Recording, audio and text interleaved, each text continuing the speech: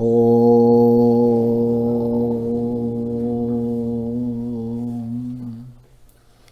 Sadashiva Samarambam Shankaracharya Madhyamam Asmadacharya Paryantam Vande Guru Paramparam Ishvaro Guratmeti Murti Beda Vibhagine Vyomabda Vyapta Dehaya Dakshinamurtaye Namaha Sava Vedanta Sedanta Gocharam Tamagocharam Govindam Paramanantam Satiguru Pranatoshmaham Om Shanti, Shanti, Shanti Om. Como dizia Papaji, let there be peace and love among all beings in the earth. Let there be peace, let there be peace, let there be peace. Shanti, Shanti, Shanti. O verso 53, compreender o significado da identidade do ser individual, Jivatma, e do ser, né, ilimitado. Eu falei eliminado. A gente não consegue eliminar o ser, a gente consegue eliminar os atributos não essenciais, né? Mas o ser, ele é ilimitado e não eliminável, né? Compreender o significado da identidade do ser, Jivatma, e de Paramatma, né? O ser, né, ilimitado, contemplando os grandes mantras ditos do Vedanta, dos Upanishads, como você é aquilo, é conhecido como Shravana. Eliminar as falácias lógicas trazidas pela natureza aparentemente contraditória da realidade é chamado de Manana. Olha que interessante essa colocação. Compreender o significado, né, desses mantras, né, que determinam a identidade do Jiva Atma como Paratma, né, em sua essência, é possível através das contemplações desses grandes mantras, tal qual Tatvamasi, você é aquilo. Esse exercício é conhecido como Shravana. Vê como é que Shravana, Manana e Nididhyasana são processos, são estágios que eles se overlap, né? Eles se sobrepõem. Porque até mesmo durante o nosso período de Shravana, exposição de nossas mentes aos ensinamentos, não é que nós somos algumas máquinas, alguns computadores, que eu falo assim, eu tenho que botar no mode escutar. Aí eu escuto, aí depois eu digo, ok, agora eu vou botar no mode refletir. Agora eu reflito. Né? Nós somos um organismo muito bem integrado, né? A gente vai dividindo essas funções e esses estágios, mas em realidade eles vão se sobrepondo. Então, quando a gente ouve esses ensinamentos, de repente, a primeira vez a gente já ouve, né, com o nosso objetivo principal de não filtrar, de ouvir com a mente aberta, né, flexível, atenta, etc., sem filtrar. Mas é inevitável que eu esteja ouvindo e já, né, discernindo, determinando, né, rejeitando algumas coisas, é inevitável, né? Então, até mesmo durante esse período de contemplação dessas declarações dos Upanishads, tal qual você é aquilo, nós dizemos que isso é Shravana, porque a gente ouve, mas a gente, lá no fundo, a gente fica, né, discernindo, contemplando, refletindo, né, vendo o aspecto, né, o aspecto daquela lógica que faz sentido para mim e o aspecto daquela declaração que parece ser completamente absurda, contraditória, etc. Aí eu tenho que começar a reconciliar, né, essas declarações aparentemente contraditórias, né, com a minha mente, de tal modo que eu possa pensar de acordo com as escrituras, ver, compreender a natureza de Satya e Mithya segundo esses conhecimentos revelados. Isso é conhecido como Shravana. Aí, eliminar as falácias lógicas trazidas pela natureza aparentemente contraditória das nossas experiências, né? É chamado Manana. Aí o verso já apresenta Manana como a eliminação, né, dessas aparentes contradições, que é um outro modo de dizer resolução das minhas dúvidas, porque o Vedanta ele é contraintuitivo. Existe essa palavra em português, né? É contraintuitivo, né? A nossa experiência é que existe diversidade, pluralidade, dualidade, distância entre os objetos, e que as coisas sempre ocorrem, né, lá fora, no campo, né? Então, nós precisamos de, né, gradualmente ouvir, né, com uma mente reflexiva, contemplativa, e imediatamente nós não queremos ficar colocando as dúvidas debaixo do tapete, né? Sabe essa expressão? A expressão de a casa é grande, eu tenho que limpar a casa, né? Vamos começar a botar no fim do mês eu vou lá e eu recolho toda a poeira debaixo dos tapetes, né? Não, a gente não quer colocar as dúvidas debaixo do tapete, porque essas dúvidas elas vão obstaculizar a plena apreciação, entendeu, da minha natureza como consciência. Elas vão ficar laminando a minha convicção. E como o Paramarthananda diz, um conhecimento com dúvidas é um conhecimento abstrato e vago que não liberta. Ele precisa ser doubtless, livre de dúvidas.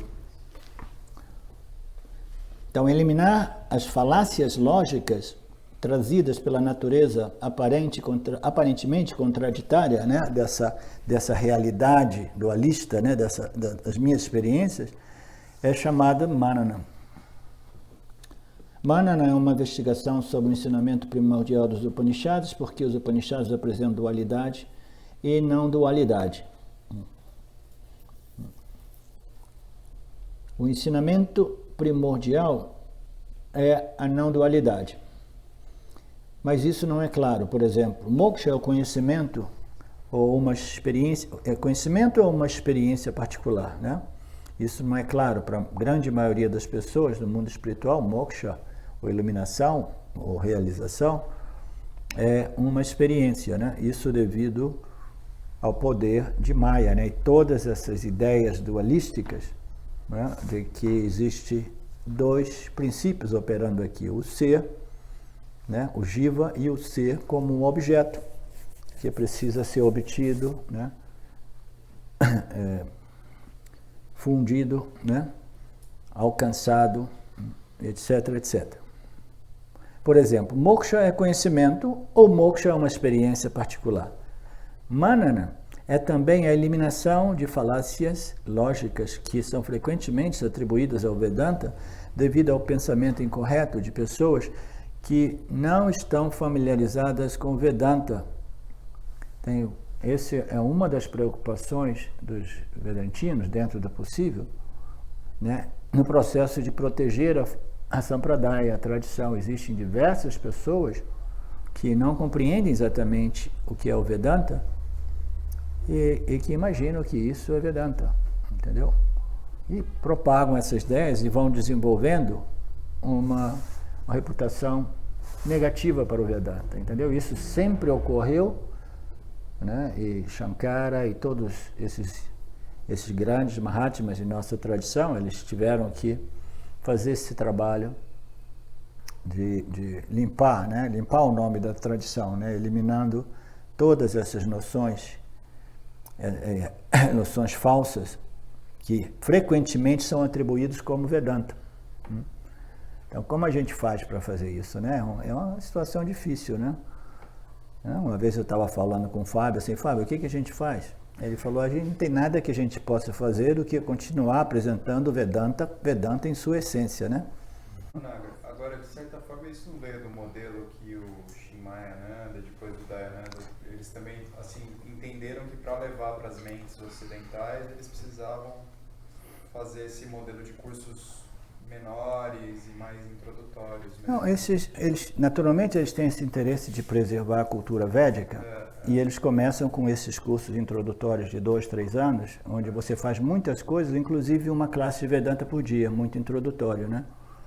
Agora, isso, né, é o início de um processo. O James, quando ele passou 2 anos, naquele tempo eram 2 anos intensos, porque ele tinha 2 classes de Vedanta por dia, e o resto do dia era sadhana, sadhana, sadhana.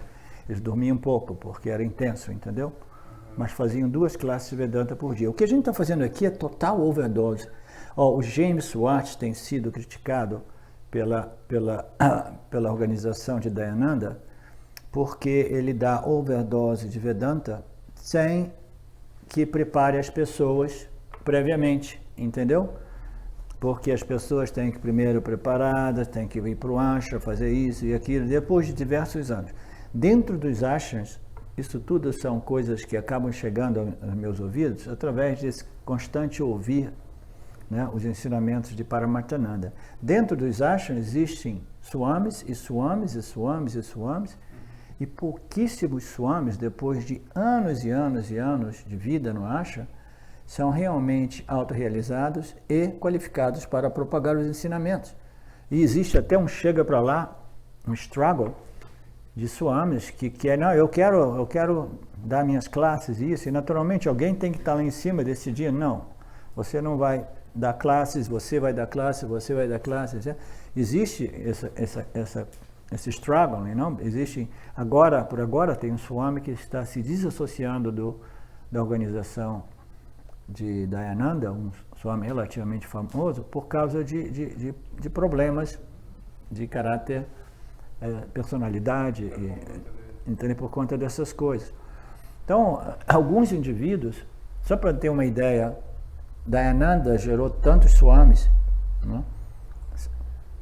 Shimayananda queria que o Ramji permanecesse e passasse por um período de treinamento espiritual. Dentro da tradição. Ele pediu não, você se torne um sannyasi e comece agora a estudar profundamente. Ele queria que ele estudasse com o Dayananda.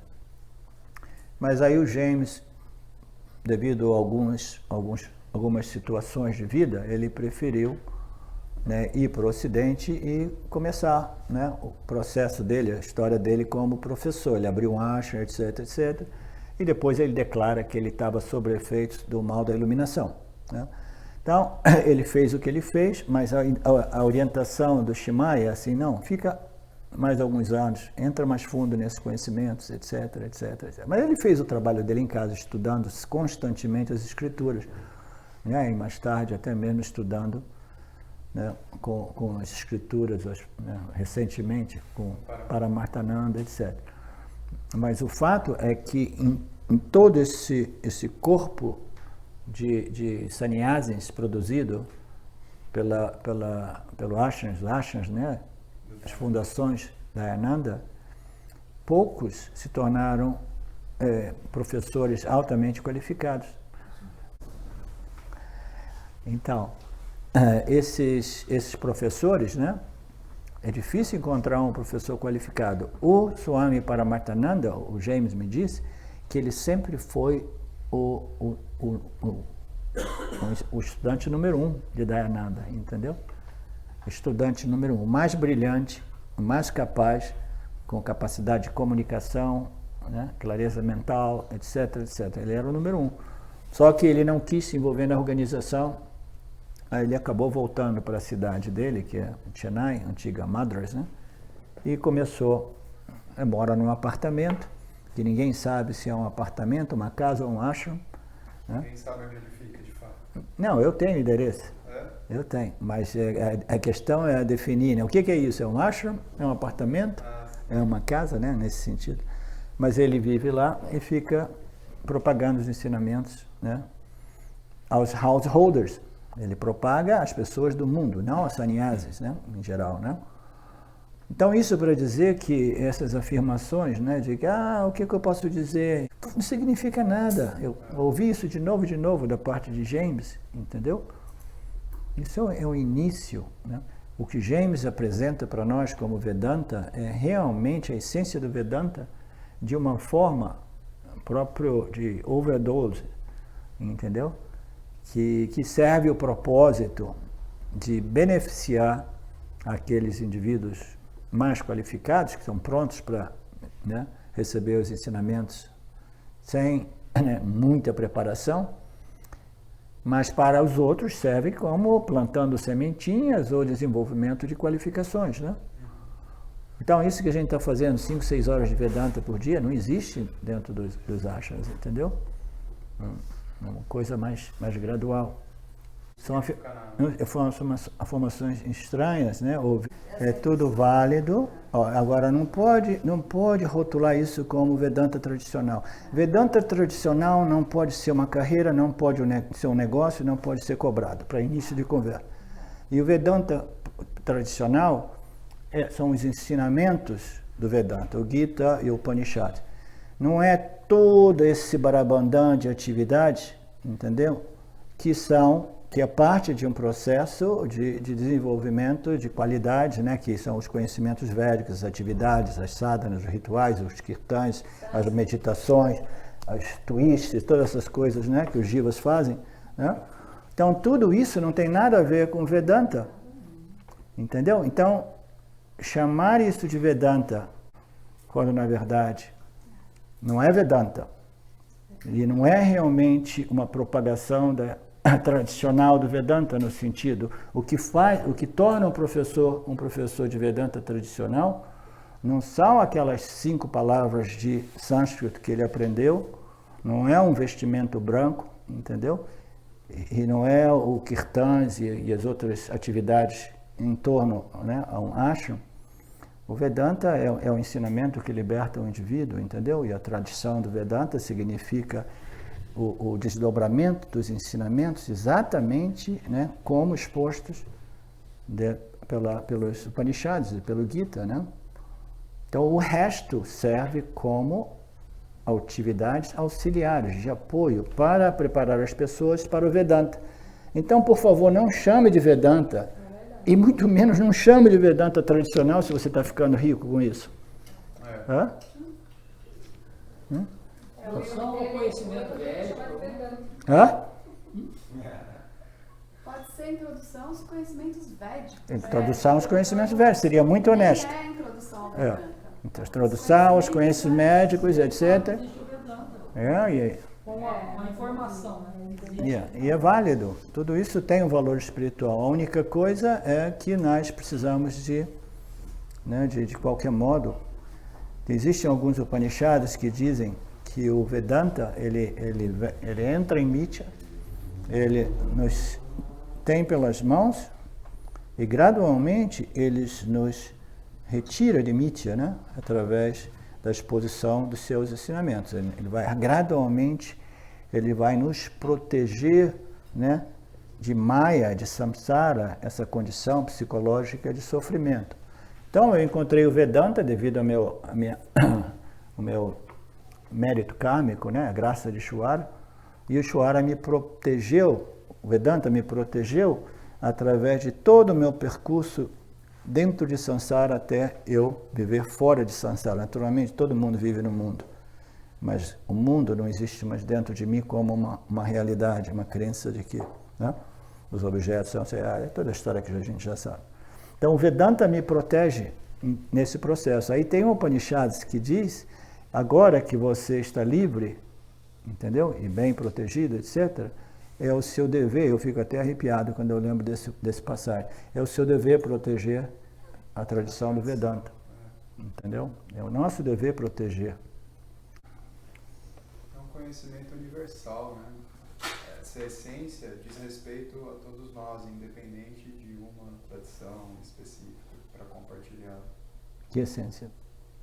A essência do conhecimento vedantino se trata de um conhecimento que é universal. Quando você tenta trazer para si uma chancela, Sim.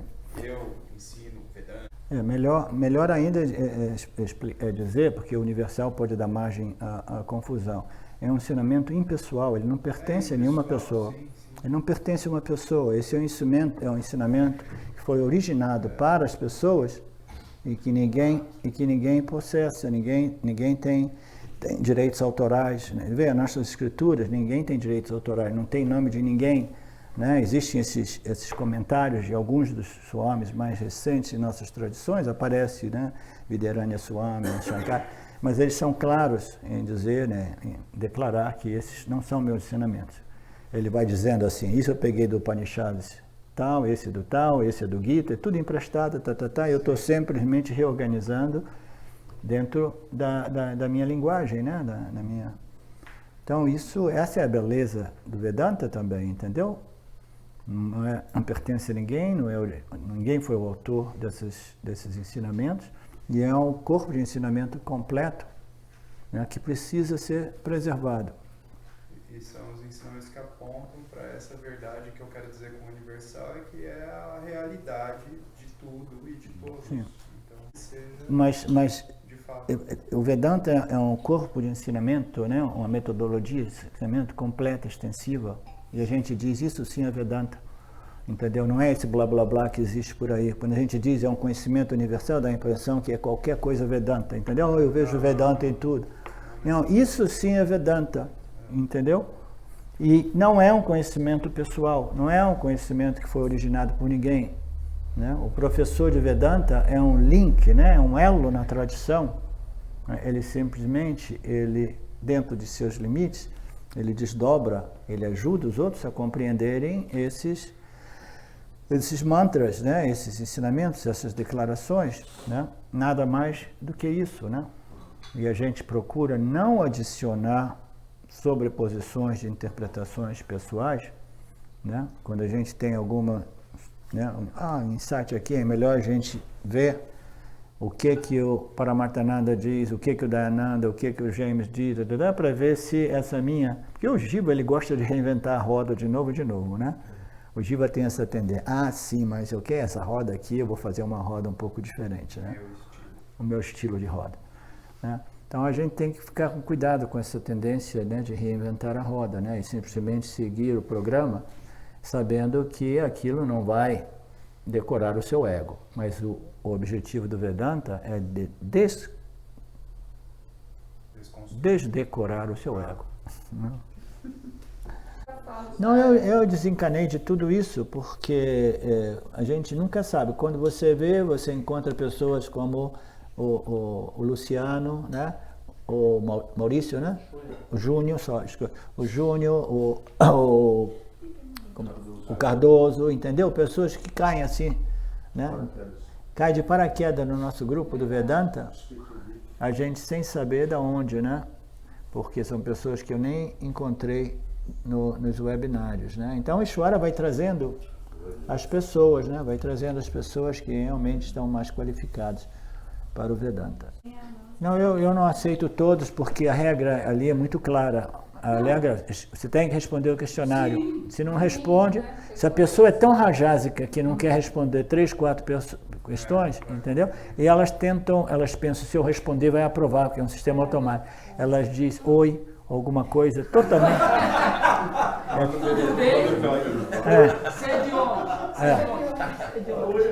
Elas respondem muito frequentemente oi ou sim, para tentar enganar o sistema, entendeu?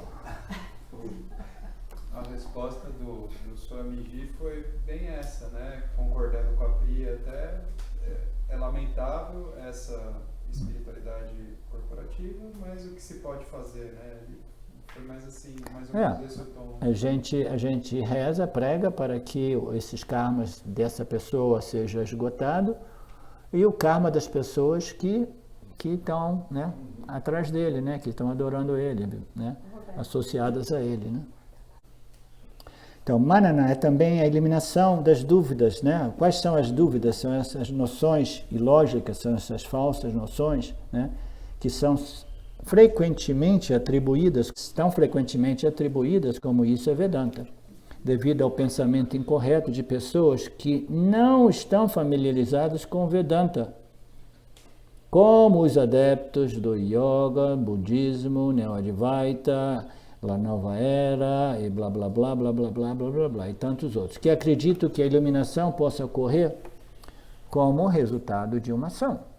Vocês vão permanecer ocupados 12 horas por dia fazendo isso, fazendo aquilo, fazendo isso. E então, devido ao pensamento incorreto de pessoas que propagam, né, não familiarizadas com Vedanta e propagam essas ideias dualistas, né, materialistas, né, a espiritualidade material, uma coisa muito bem definida por essa expressão, e existe aos montes, né? A maior parte dessa espiritualidade é espiritual. O que significa? Significa que eu não sou mais espírito material aqui, mas eu quero obter coisas aqui, entendeu? Experiências, né? Prestígio espiritual, punha, respeito, entendeu?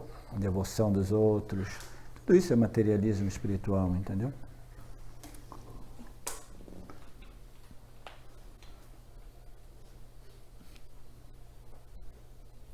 Ok. Então, nenhuma ação vai resolver, aqui está dizendo, ó, vocês pensam que eu estou provocando, nenhuma ação pode resolver, produzir a produção, até mesmo as excursões nos Himalaias. O estudo raso, superficial dos textos ou a audição inconsistente dos ensinamentos dá origem a noções superficiais. Noções superficiais são tão boas quanto significado nenhum, porque a noções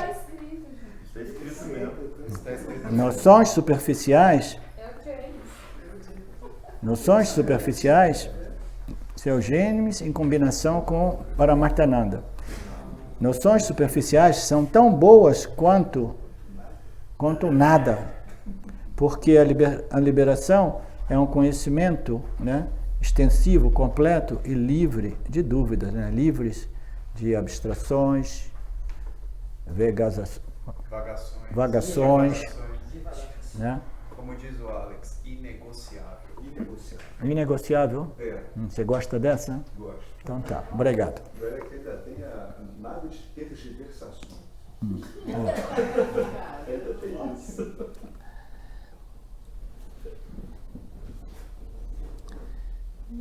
E essa ausência de negociação é entre o que e o que? Não, estou perguntando aí. Sem negociar, o que você interpreta desses ensinamentos, entendeu, por si mesmo. Então, você tem que compreender exatamente o significado das escrituras sem nenhum espaço para concessões, deturpações, né? Projeções, etc. Né? Eu pensei que você se referisse de fazer negociar um pouco com a ignorância. Ok, não, eu compreendi, mas eu gosto um pouco de ignorância, não há né? concessões para as suas divagações. Eu quero negociar com a ignorância. Não, eu conheço o conhecimento, eu sei isso e aquilo, mas eu quero manter 10% da minha ignorância, porque, né? Não tem negociação, né? A ignorância não é aceito, né? Esse tipo de concessão não é aceita, né? Nenhuma negociação, né? Então é só mesmo contemplação, estudo, contemplação, né? Reflexão e compreensão. Os versos 54 a 62 explicam o estágio final da prática do Vedanta, chamado Nididhyasana. É um lidar, essa é uma palavra chata, hein? Nididhyasana é um lidar obsessivo com os ensinamentos. Obsessão parece, né? Parece uma vasana vinculante. Né? E é uma boa vasana vinculante. Né? Então, lidar com esses ensinamentos, né, de modo, né, eficaz, né, produtivo, etc., precisa ser quase como uma obsessão, no sentido de que é o seu desejo primário. Né? Esse desejo é o top da sua, entendeu? Você começa a dizer, não, eu quero conhecimento, né? Todas as minhas práticas, né, mundanas, materiais, né, até mesmo dentro do espiritualismo, aquilo vai lá para baixo e aqui em cima é o estudo, a contemplação e a reflexão e a assimilação do conhecimento. Então, quando esse é o meu foco, aí a pessoa começa a ficar, a gente chama a palavra, assim, a gente começa a virar um fanático, né? Tá vendo? Obsessivo, fanático. Hã? Tá vendo? O que é? Donizete tinha razão. Ele falou que eu sou fanático? Não, falou que nós somos fanáticos. Então, nós nos tornamos fanáticos, obcecados pela verdade, obcecados pela libertação, obcecados pelo autoconhecimento. Putz, mas esse é um fanatismo maravilhoso, não é? A gente não quer permanecer escravo dessa vassana eternamente, mas essa é uma vassana que conduz à liberação de todas as vassanas, inclusive essa última vassana. A gente tem que chutar o Vedanta, entendeu? E deixar simplesmente a minha existência livre e independente, né? Que não requer mais nenhum objeto, inclusive o corpo de conhecimento. O Vedanta é um objeto, o corpo, a metodologia. A gente não quer depender nem mesmo disso. Por quê? Porque a minha existência consciência, ela é autoevidente, autoluminosa, sempre presente. Portanto, eu já não preciso do Vedanta para me lembrar que eu sou, eu existo, ilimitadamente. A gente precisa do Vedanta até quando a gente ainda tem dúvida a respeito disso, né? No momento que o conhecimento é claro, firme, né? Sem nenhuma sombra de vida, aí a gente pode ainda manter contato com as escrituras, que é recomendável, como manutenção, né? Manter a mente sempre, né, com esses conhecimentos vivos, né? E aí alguns de nós, com essa tendência, né, designada por Ishvara de propagar os ensinamentos, a gente precisa, se a gente vai propagar, é melhor a gente compreender um pouco daquilo, né, que a gente vai propagar, né? Quem quer dizer alguma coisa? Não, ninguém. Ok. Um lidar obsessivo com os ensinamentos. Esta etapa não é necessária para os investigadores altamente qualificados, porque a audição e contemplação são suficientes, né? Então, essa é uma frase um pouco perigosa, porque o ego do Jiva tem essa tendência de, está falando de mim. Aqueles buscadores altamente qualificados, né? Então está dizendo assim, eu sou altamente qualificado, então essa afirmação não é válida, não se refere a mim mesmo, né? Então eu não preciso fazer o Nididhyasana. Não, é melhor fazer tudo e continuar um programa de manutenção desse autoconhecimento, né?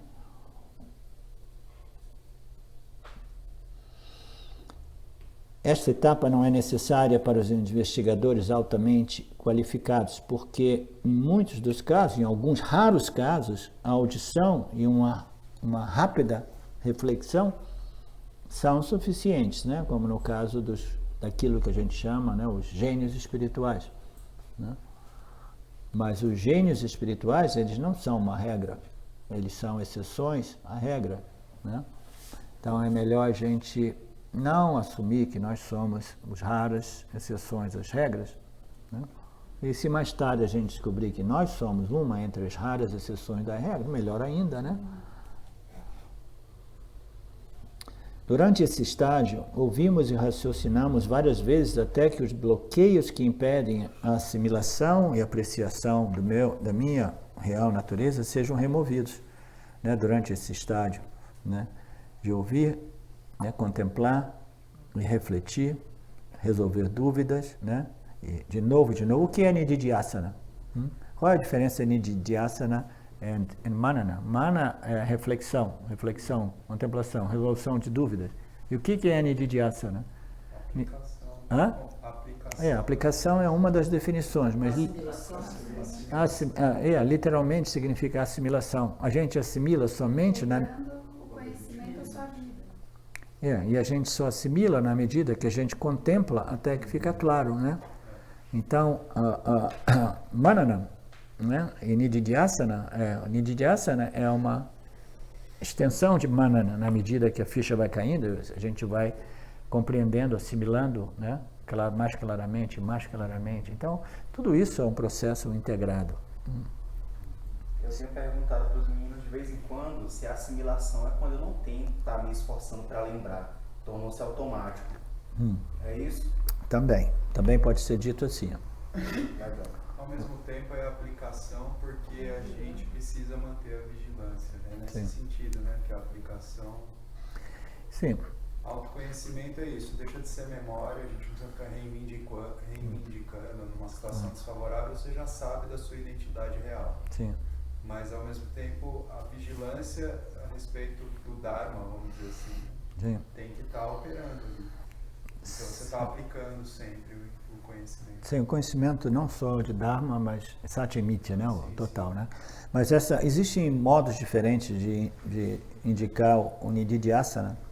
O Swami Dayananda, ele introduziu a ideia de que Nididhyasana é requalificação. Por quê? Se você passou pelo processo de ouvir, né, o ensinamento completo, de novo, contemplar e refletir, e ainda assim esse conhecimento não se manifesta como esse senso de não limitação e satisfação e confiança e paz e contentamento, então você precisa de Nididhyasana. Aí ele chegou e disse, a Nididhyasana é requalificação. Por quê?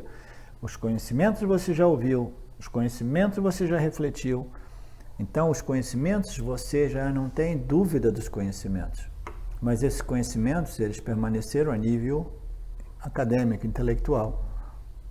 Então, como é que você vai agora assimilar isso? Você precisa de requalificar. Se requalificar de modo que você possa desenvolver uma mente ainda mais sutil que possa assimilar, integrar, processar, digerir, internalizar, integrar, absorver de tal modo que esses ensinamentos sejam a sua vida. Não existe a sua vida e os ensinamentos, né? Então, um outro modo é requalification, não? Conversão do conhecimento, conhecimento emocional. Exatamente. Então, por isso que o Krishna, ele dá primeiro o ensinamento e depois dá o Karma Yoga, porque o Karma Yoga vai dar as qualificações exatamente. e o cara assimila. Exatamente. Ele apresenta o Jnana Yoga porque o Gita é sob a umbrella, né, do Vedanta. E Vedanta apresenta a verdade, né, nua e crua já do início, né? Aí depois ele vê que a maioria dos indivíduos, né, no caso Arjuna, não tem as qualificações necessárias para compreender isso.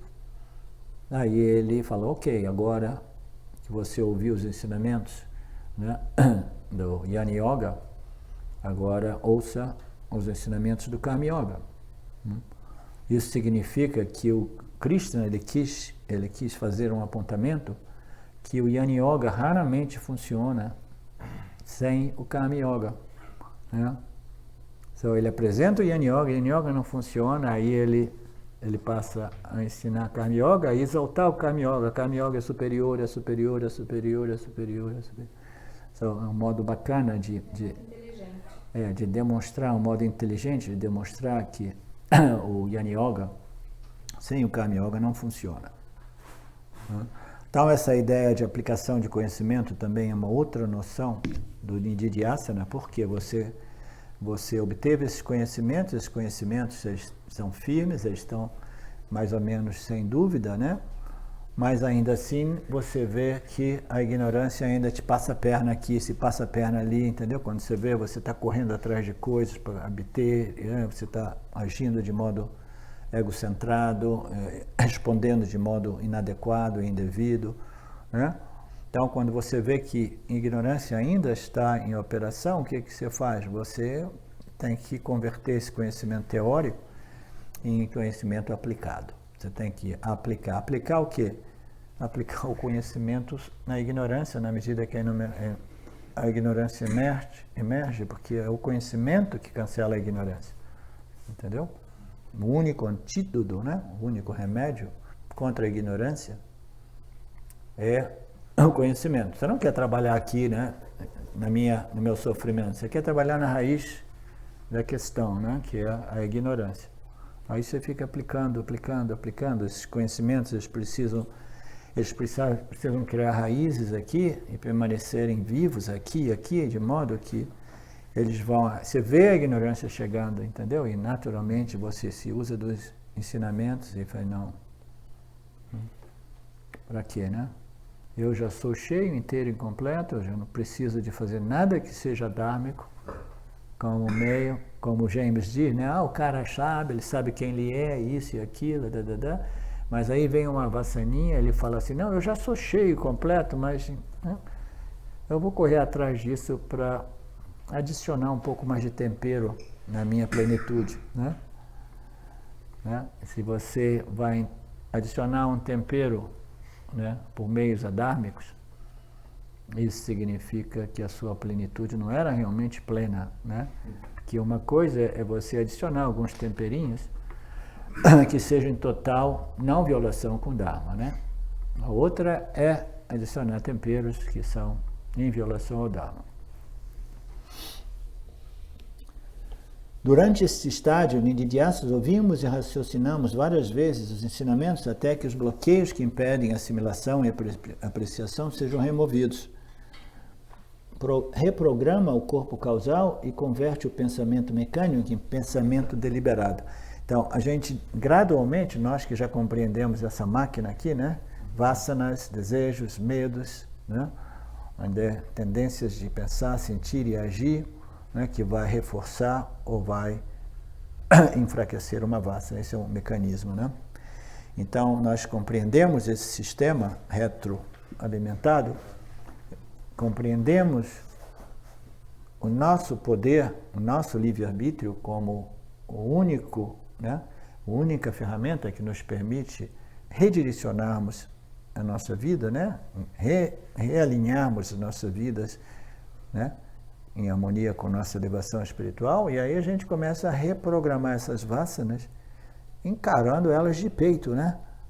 Aquelas vasanas que são negativas para o meu desenvolvimento espiritual, negativa para os outros e o campo, a gente tem que encarar elas com todas as forças, né, possíveis.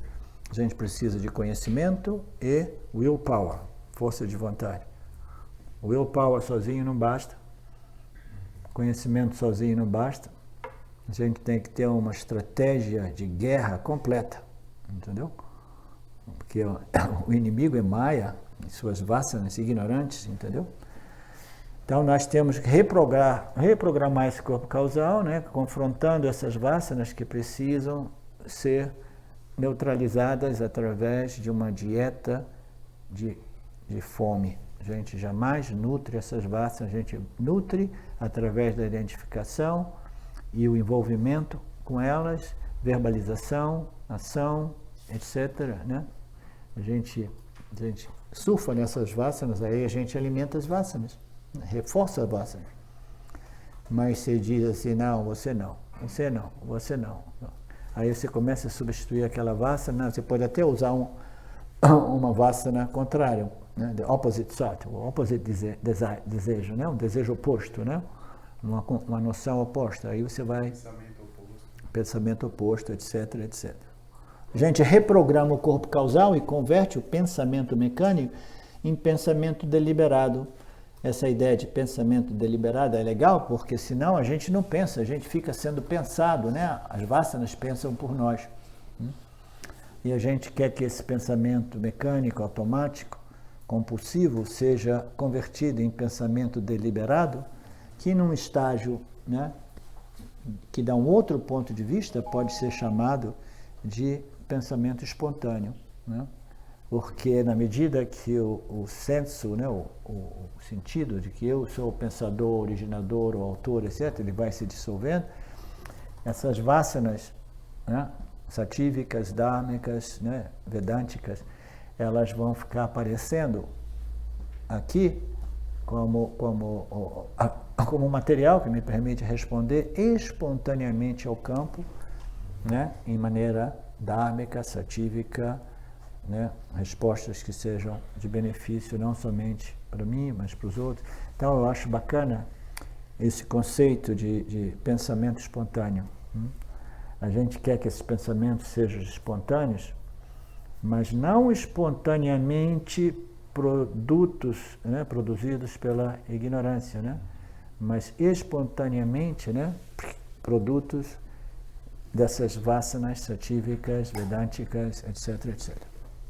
Quando Shravana e Manana resultam na convicção sólida e firme de que o ser, de que eu, o ser, sou ilimitado, isso é chamado de Nididhyasana, que significa a plena assimilação dos conhecimentos. Veja, aqui tem a definição de Nididhyasana do ponto de vista da total, né, certeza de convicção de que eu, o ser, sou ilimitado.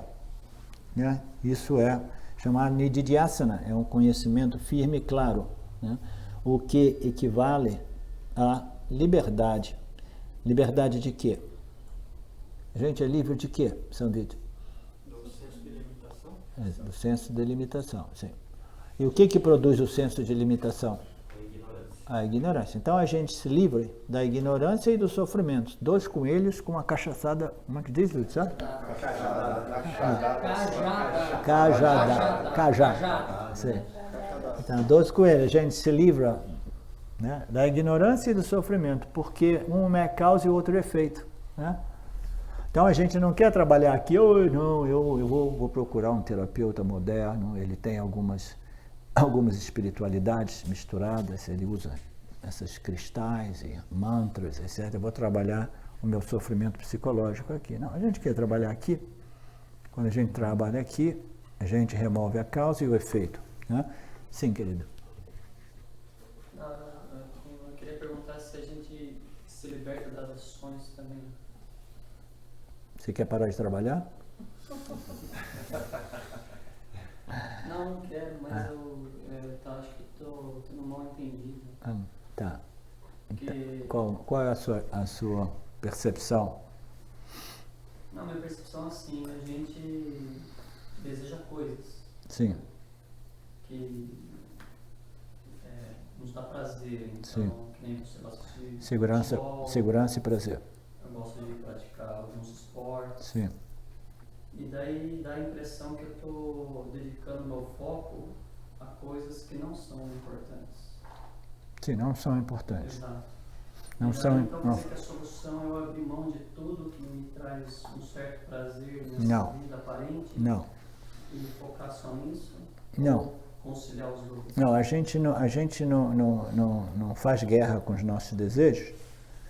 A gente começa a submeter nossas mentes até desenvolver um desejo por aquilo que realmente é libertante, liberar. Chega nesse ponto, você acaba abrindo naturalmente mão de todo o resto. Você não precisa de abandonar os outros desejos, os desejos te abandonam.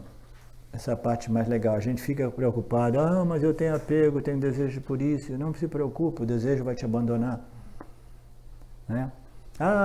Eu vejo isso em relacionamento com muitas pessoas na minha vida. Pessoas que eu já não tinha nada, né, coisas em comum. Eu fui me afastando e eu pensei, e agora, como é que eu vou me livrar dessas pessoas? Nenhum problema. Elas mesmas se livram de você, entendeu? Elas veem, esse cara pirou, isso e aquilo, está noutra. As pessoas vão te deixando sozinho. Né? Então, do mesmo modo, os desejos eles vão nos abandonando. As pessoas cujos valores de vida, né, são materialísticos, são rajásicos, tamásicos, etc., elas naturalmente vão gravitando, né, para outros ciclos, outras pessoas. E naturalmente você começa a gravitar para um outro meio ambiente onde pessoas elas compartilham o mesmo tipo de valores, né? Entendeu? Eu digo assim, coisas que você gosta de fazer, então, Sim. atividades. Sim. Praticar um esporte. Sim. São coisas dármicas, que são saudáveis. Nada disso é um problema. Nada disso é um problema. Mas Entendeu? você chega a um ponto que você também abandona isso de forma natural. Pode ser, pode não ser. Pode ser que a sua obsessão não precisa ser tão dramática e radical e você obtenha esse autoconhecimento sem ter que eliminar, concentrar todas as suas energias, né? Se tornar um fanático, se tornar...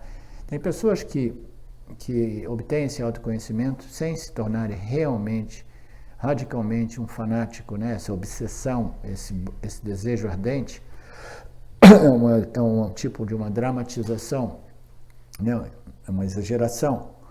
Mas, de modo geral, esse autoconhecimento requer um valor, um desejo tão intenso que os outros desejos eles vão desaparecendo. A chama desse desejo vai queimando os outros desejos, é uma outra metáfora. Mas, fundamentalmente, esses outros desejos eles vão caindo, vão te deixando. Por quê? Por que a gente abandona um objeto de desejo? Né? Porque a gente vê valor em outra coisa. Porque esse cara é inteligente. Você começa a valorizar alguma coisa superior, né? Eu tenho valor por isso e aquilo. Aí quando eu vejo, putz, mas agora eu entrei em contato com outros objetos. É que às vezes assim, eu dou muito valor para coisas que me mantêm saudável na dualidade, entendeu? Coisas que me tragam saúde. É natural isso. Tem pessoas que são muito identificadas com o corpo físico e estão constantemente tentando manter esse corpo físico saudável, entendeu? Mas não por causa da longevidade, mas porque como eu estou nessa realidade dual, é meu papel cuidar. Sim, mas a obsessão pelo corpo físico, algumas pessoas gastam a maior... Mas eu faço o necessário, o mínimo básico para sustentar... E essa é uma atividade positiva, né? Porque a gente precisa de um corpo físico saudável. Eu não vivo na academia, não vivo para isso nem para nada. Mas se for uma coisa não moderada, entendeu? Pode se tornar obsessão. Muitas pessoas são obcecadas pela saúde física. Aí vira, né, o desejo número 1, a saúde física. Aí... É moderado e normal. Mas por que você estando doente, você não vai ter cabeça para poder expor para as escrituras? Tudo é uma questão de valores e moderação, né? Porque ficar, como eu falei, moderação, porque ficar a ausência total disso, você acaba prejudicando, até dar de certa forma, porque daí você fica no prejuízo do seu corpo. Sim. Então, ontem você falou isso, que você tem valores, o seu valor principal é dentro de Mitya, né? Dentro do samsara. Você valoriza mais o aspecto Mitya da sua experiência que Sati. Aí eu falei, é natural que seja assim, entendeu? Porque gradualmente a gente vai compreender de que a saúde, a segurança, os prazeres da vida, entendeu? Tudo isso aqui tem um valor, mas é um valor intermediário. Quando nós compreendemos que fundamentalmente a saúde não vai me libertar dessa problemática, aí você vai adicionar um outro elemento à sua saúde, que é a compreensão, a contemplação dos ensinamentos que libertam, né? E você precisa de um corpo, mente, saúde. Exatamente, sem isso você não cansa. O problema é ficar... O problema é ficar preso aqui, entendeu? E a gente nunca sabe quanto tempo a gente vai ficar preso em segurança e prazeres e saúde. A gente nunca sabe. Sempre vai ser uma conciliação dos dois, né? Sim, são valores, são conquistas, são realizações intermediárias que são importantes. O Vedanta, ele não menospreza o dinheiro, a saúde, ele exalta tudo isso, entendeu? E nós temos essas entidades chamadas dos devas, né, que são entidades, né, que você pode se relacionar, né, com o propósito invocando essas entidades para te ajudar a manter essa saúde física, intelectual, conquistas físicas, materiais. Existe tudo isso, entendeu? O Vedanta, na cultura hindu tradicional, as pessoas, até hoje dizem, as pessoas mais antigas, elas ainda não, elas têm um respeito pelo dinheiro tão grande, né, que é um aspecto físico material, que elas não colocam o dinheiro no bolso de trás, entendeu? Porque é considerado uma parte inferior do corpo, né? Elas colocam o dinheiro no bolso do peito, né? Entendeu? Porque isso indica, né, o respeito que nós temos, né, por Lakshmi, né? Mas é a motivação também que faz diferença, né? Eu imagino, porque se a gente faz a motivação de cuidar desse corpo de uma forma equilibrada, né? Você oferecer esse corpo propósito, Sim. isso é uma coisa. Sim. Você está Sim. vinculado Sim. a fazer aquele esperar Sim. Olha, eu tenho esse corpo, o corpo já não é jovem, já não é super saudável, e eu moro na Itália, no norte da Itália, tem chuva, tem frio por 6, 7, 8 meses, e eu tenho que levar esse cachorro para passear todo dia de manhã. Passa sol, falta chuva, eu tenho guarda-chuva e eu levo ele para passear. Se eu ficar o dia inteiro no meu computador sentado, o corpo começa a doer. Aí a minha mente começa também a ficar mais fraca, né? Então a gente, não é fácil carregar essa carcaça velha, né? Dona Pradipa, por aí. Foi um trabalhão para Pradipa vir de lá para cá. Né? Que bom que veio.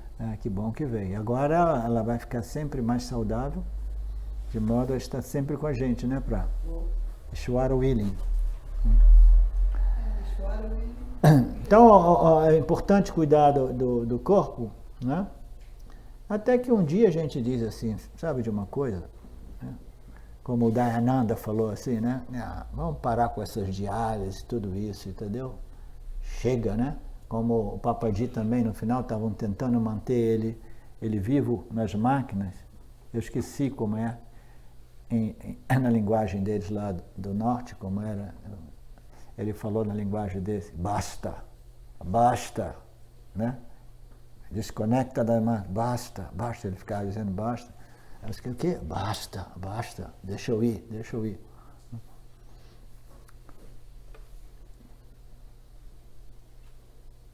Quando Shravana e Manana resultam na convicção sólida de que o ser é ilimitado, isso é chamado Nididhyasana, o conhecimento firme e claro, que equivale à liberdade do senso de inadequação, insuficiência, pequenez, vulnerabilidade, insegurança, incompletude, etc., né? Que é sinônimo de desconforto psicológico. Shravana significa ouvir com uma mente não preconceituosa em relação aos ensinamentos, à medida que este é elucidado por um professor honesto, competente, e Manana é fazer uso da lógica não examinada da própria experiência pessoal. Então, nós sabemos que Vedanta é uma análise, né, baseada na nossa experiência não devidamente examinada. Então, a gente vai seguindo essa lógica, é humana, né, contemplar, seguindo os ensinamentos como apresentados pelas Escrituras, revelada pelos ensinamentos, com o objetivo de remover crenças e opiniões errôneas sobre a natureza do meu eu, aquilo que eu sou, né? Que é a natureza de tudo e de todos. Resulta em conhecimento firmemente assimilado, que é sinônimo de Nididhyasana, né? Então, Nididhyasana pode ser compreendido de ângulos diversos, né? A gente vai compreendendo, a gente vai removendo essas dúvidas. Por isso é importante que a gente resolva as dúvidas, né?